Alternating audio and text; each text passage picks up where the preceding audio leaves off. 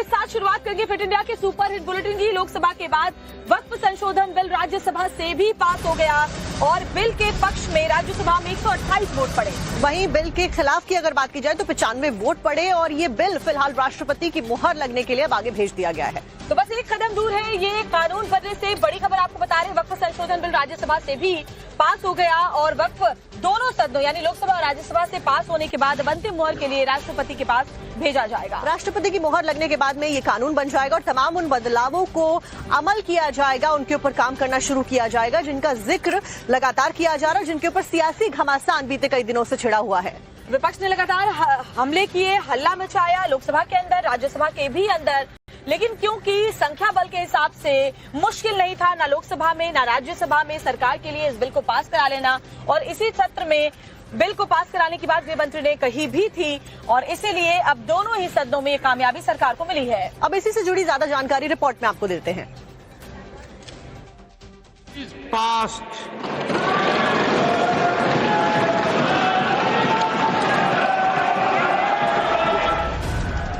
इस ऐलान के साथ ही देश की संसद में वक्फ संशोधन विधेयक को पास करा लिया गया। देर रात तक चली राज्यसभा में करीब 2:30 बजे इस बिल पर आखिरी वोटिंग हुई। वक्फ बिल के पक्ष में 128 वोट पड़े, जबकि विपक्ष की तरफ से इस बिल के खिलाफ 95 वोट डाले गए। बिल के पास होते ही एनडीए सांसदों की तरफ से संसद में जय श्री राम के नारे भी लगाए गए। Ayes 128।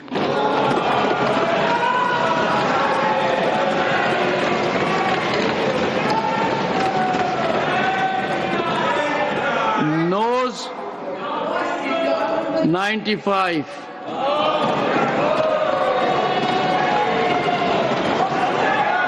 Abstention 0। राज्यसभा में इस बिल के पेश होने के बाद संसदीय कार्य मंत्री किरण रिजिजू भी इस बिल पर चल रही बहस में शामिल हुए और वक्फ बिल के मुद्दे पर मुसलमानों को भड़काने वाले विपक्ष पर एक के बाद एक करारे वार किए और विपक्ष की तरफ से इस मुद्दे पर लगाए सभी आरोपों को सिरे से खारिज किया। यहाँ कहा गया है कि हम जो कदम उठा रहे हैं मुसलमानों को नुकसान होगा। कई लोगों ने कहा ये अनकॉन्स्टिट्यूशनल है, गैर कानूनी है और मुसलमानों का हक छीना जा रहा है। अलग अलग तरीके से लोगों ने अपना बात को रखा है। ठीक है, बात रखने का अधिकार है, लेकिन मैं बहुत ही साफ तरीके से ये सारे जो आरोप लगाए हैं उसको मैं खारिज करना चाहता हूँ। दोनों सदनों में आज ये वक्फ संशोधन विधेयक आया है तो वो अमेंडेड विधेयक है जो जेपीसी की रिकमेंडेशन है और अमेंडमेंट से उसको स्वीकार किया है। तो मेरे लिए तो इससे बड़ी खुशी की बात है कि पिछले 6 महीने में जो जेपीसी के चेयरमैन के रूप में हमने पूरी कमेटी के मेंबर के साथ पूरे देशव्यापी 284 स्टेक होल्डर डेलीगेशन के साथ बात किया, हजारों लोग साथ मिले, 38 घंटे यहाँ बैठक की, 200 घंटे से ऊपर।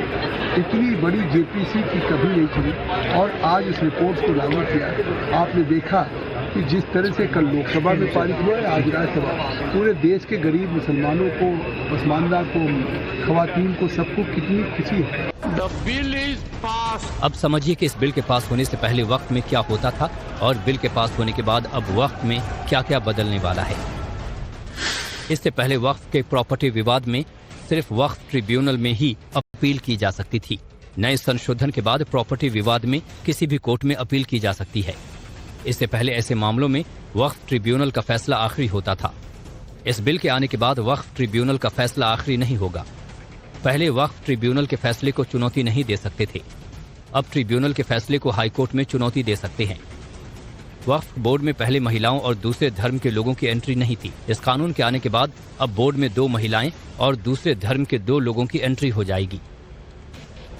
राज्यसभा में भी वक्फ बिल को पास करा लिया गया और अब राष्ट्रपति की मुहर लगते ही ये कानून बन जाएगा।